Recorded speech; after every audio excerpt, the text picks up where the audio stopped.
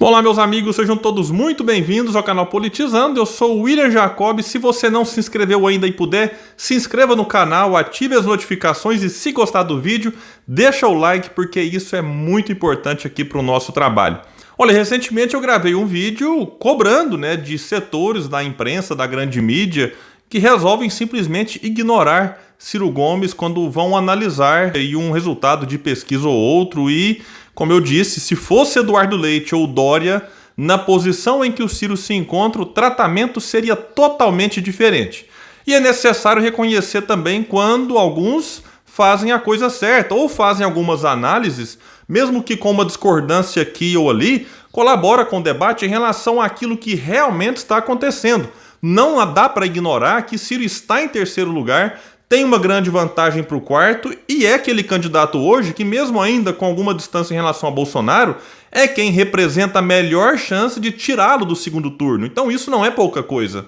E, por incrível que pareça, eu vi ali um vídeo da Jovem Pan em que o comentarista reconhecia que sim, Ciro Gomes tem grandes chances, enfim. Claro que isso é quase um ponto fora da curva lá na Jovem Pan.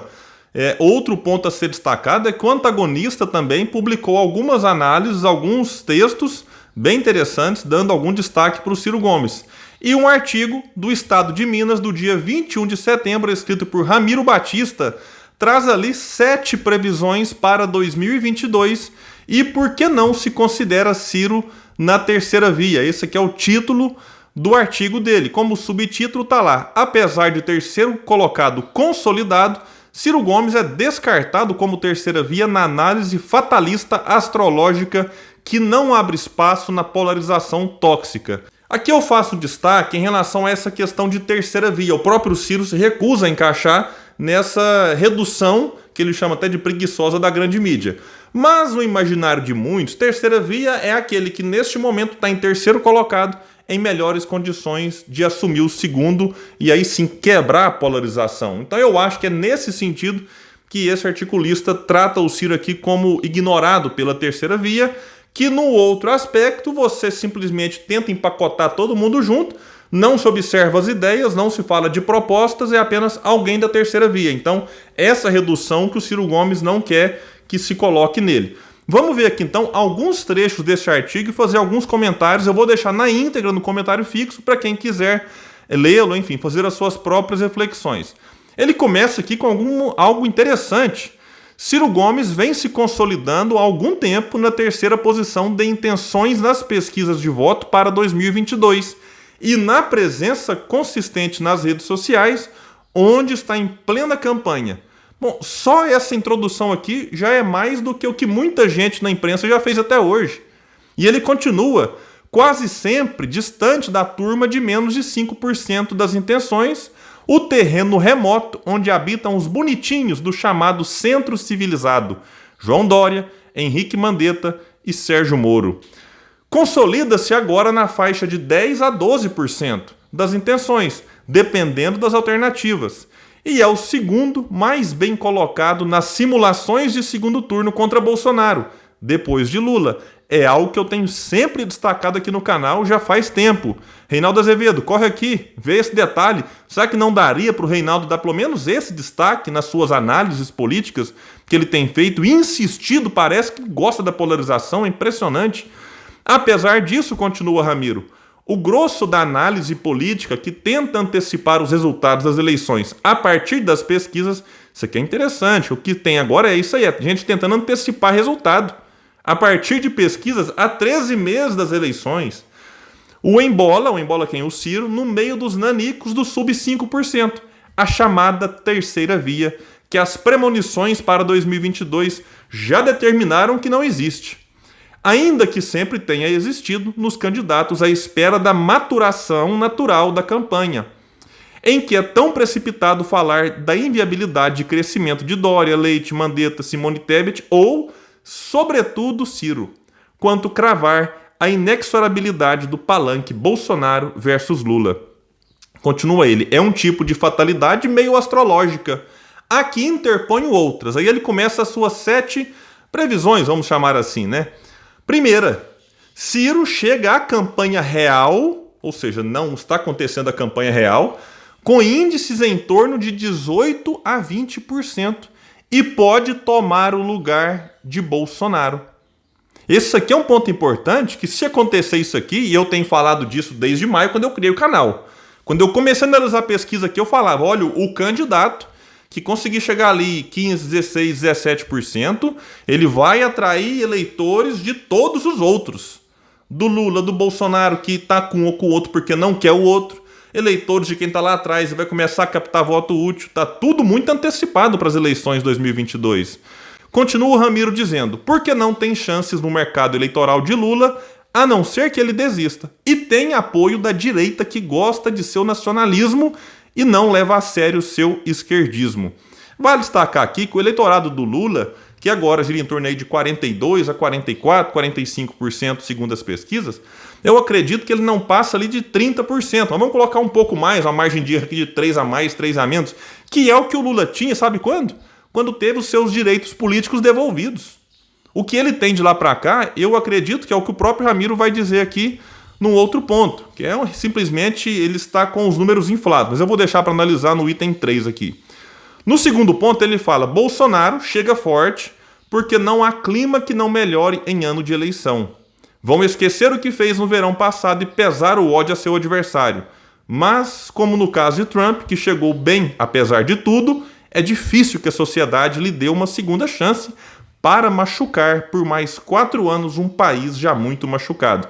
Aqui eu discordo um pouco. O cenário econômico, que é o que influencia muito, né, na melhor ou na pior da popularidade de um presidente, ele não tem assim grandes indicativos de que vai melhorar. Pelo contrário, a tendência é de que piore e piore muito, inclusive com a crise hídrica batendo nas portas aí agora. Mas é uma avaliação dele, realmente, tudo pode acontecer. Mas eu acho que Bolsonaro ele não chegará lá tão forte assim. A questão é saber quanto do bolsonarismo raiz vai ficar junto com Bolsonaro ali, o fechado com Bolsonaro, se Bolsonaro realmente for candidato. Terceiro ponto, Lula pode se esvaziar porque seus números estão inflados. Decorrem hoje do recall ao primeiro nome mais visível e viável. A nostalgia dos bons tempos do seu governo, né? A picanha e a cerveja, e da ideia de tábua de salvação ante o desastre colocado. Mas não vai ser fácil mantê-los na campanha sangrenta em cima de todas as denúncias que terá dificuldade de contestar. Então isso que ele diz aqui é tão óbvio que eu não entendo como que alguns jornalistas ignoram. E outros chegam a querer forçar essa ideia de que, sim, Lula tem tudo para vencer no primeiro turno. Num retrato do momento, que é necessário ser respeitado, sim, mas as eleições acontecerão daqui 13 meses. Eu tenho insistido, o PT não ganhou no primeiro turno nem quando teve 80% de aprovação com o Lula. Calma, muita calma, porque o Lula não vai passar uma campanha sem responder e sem participar de debates, não. Ele pode até fugir dos debates ali, que, enfim, como o FHC fugiu em 98, mas vai ter sabatina, vai ter entrevistas, a coisa vai ser realmente emocionante quando começar a campanha real. Bom, e no item 4 ele vai falar o seguinte, não é absolutamente certo que Lula vença Bolsonaro, e vice-versa, dada a altíssima rejeição de ambos. Nem que Ciro, mais limpinho, mas altamente agressivo, vença qualquer dos dois numa campanha em que a sociedade deve procurar paz e alguém menos belicoso. Olha, eu acho que Bolsonaro é o candidato marcado para perder em 2022 para qualquer candidato. Ciro, Lula, Dória, Mandetta. Eu acho que a rejeição do Bolsonaro não para de aumentar e dificilmente, como eu disse aqui antes, ele vai conseguir reverter essa curva e o país está muito machucado. Eu acho que em 2022 Bolsonaro perde, mas eu ainda aposto que Bolsonaro nem no segundo turno chega. Eu aposto no segundo turno Lula contra Ciro Gomes. Sobre Ciro ser altamente agressivo, Ciro tem um perfil diferente daquilo que a gente está acostumado a ver em alguns outros candidatos. Então o Ciro não nega que já passou do ponto em algumas vezes, mas o que o Ciro gosta de explicar é que ele é um indignado. Meus amigos, hoje eu assisti um vídeo que o Ciro publicou nas suas redes sociais, entrevistando um casal, tá sem emprego, sem energia na casa, endividado. Olha, eu acabei aquele vídeo e fiquei mal por dentro. E é bom a gente sentir isso de vez em quando para que não nos transformemos em seres insensíveis. Então, quando eu vejo aquilo ali, enfim, e alguns políticos, como Ciro Gomes, Heloísa Helena e outros mais, têm uma postura um pouco mais incisiva contra aquilo que está saqueando o Brasil há décadas, para não dizer há séculos, nessa estrutura montada para sugar e simplesmente sugar dos mais pobres, da classe média e beneficiar os mais ricos. Então o Ciro tem que tomar mais cuidado? Tem. Mas o Ciro tem um lado de indignado que é o de muita gente hoje e que parte da população, infelizmente, perdeu. A gente está aceitando as coisas, não, é assim mesmo. Política não presta, política é tudo vagabundo. Então o Ciro está tentando causar uma nova mobilização da sociedade, mostrando que é a política que é capaz de resolver tudo isso que a gente hoje olha para o lado e fica inconformado. Então não, a solução não vai cair do céu. Não vai ser o livre mercado que vai resolver os problemas da sociedade. Mas é a política, é um Estado presente, o que não quer dizer um Estado intervencionista em todos os lugares. Não é isso. Então o Ciro vai ter que tomar cuidado, sim, mas tem um lado indignado do Ciro que realmente não pode perder. Quinto ponto. Na hipótese de tomar o lugar de Bolsonaro, Ciro terá argumentos de sobra para usar sua verborragia luminosa de frases exuberantes contra os desmandos da era Lula, sobre os quais vem teorizando com brilhantismo em entrevistas.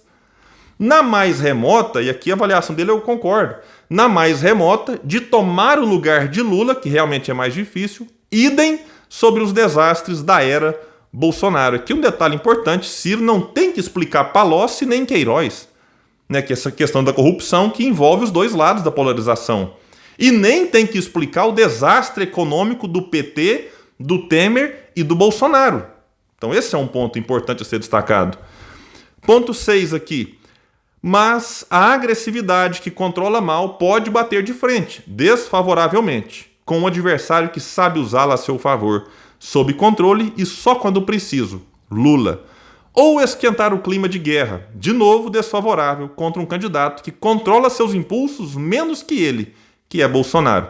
Bom, aqui é uma avaliação dele, eu já expliquei essa questão de agressividade com indignação e reforço que Ciro precisa tomar mais cuidado, porque isso aqui vai ser cobrado dele até 2022, sim. E aqui na sua 7ª previsão ele vai dizer que Lula só tem a perder, mesmo vencendo. Vai enfrentar uma campanha sangrenta com todas as denúncias que certamente gostaria que fossem esquecidas. Alguém pode falar, mas esse povo fica falando dos erros do PT no poder? Poxa, quem não é do PT não tem compromisso de ficar ignorando os erros do partido, não. O PT teve 4 mandatos para fazer uma revolução nesse país. Reforma tributária para corrigir as injustiças que acontecem, né, quando o pobre e a classe média paga mais imposto que o rico. Imagina, não precisava. Então tudo vai ser cobrado, tanto a tragédia no campo moral quanto a tragédia no campo econômico. Tenham certeza disso. E se eleito, um país inadministrável que requer alianças espúrias, reformas dramáticas e arranjos contrários a tudo que pregará até as urnas. Se pudesse, acredito que desistiria. Sairia a vice como Cristina Kirchner na Argentina e iria cuidar da velhice, tirando foto com a Janja nas praias do Nordeste. Bom, eu torço por isso, mas não alimento nenhum tipo de ilusão, confesso para vocês. Lula, em 2018, é bom lembrar, foi candidato da cadeia, condenado em segunda instância e levou a sua candidatura até o limite. Sabia que não poderia ser, por quê? Porque tinha uma lei da ficha limpa que ele próprio sancionou que o impedia de ser realmente candidato. Então ele e o Haddad mentiram para a sociedade, apostando numa candidatura que não podia ser levada até as urnas. Então se ele mentiu em 2018, imagine agora que ele tem devolvido os seus direitos políticos. Se acontecer, eu vou vir aqui, vou aplaudir e dizer parabéns, Lula, por esse gesto de grandeza. E não tem que apoiar o Ciro, não. Pode apoiar algum outro candidato do campo progressista que, assim como o Ciro, se algum outro candidato vencer as eleições, mas também tem que tomar cuidado para saber qual será esse outro candidato, eu acho que o país entra em 2023 mais pacificado, mais unido, para aí sim, com um pouco mais de tranquilidade, a gente começar a reconstruir o país depois da tragédia que está sendo este governo Bolsonaro. Bom, meus amigos, então eu fico por aqui e vou deixar o link para quem quiser acompanhar o artigo na íntegra. Ele vai continuar trazendo algumas outras reflexões, eu concordo com umas, discordo de outras, faz parte. É isso, até o próximo vídeo aqui no canal Politizando.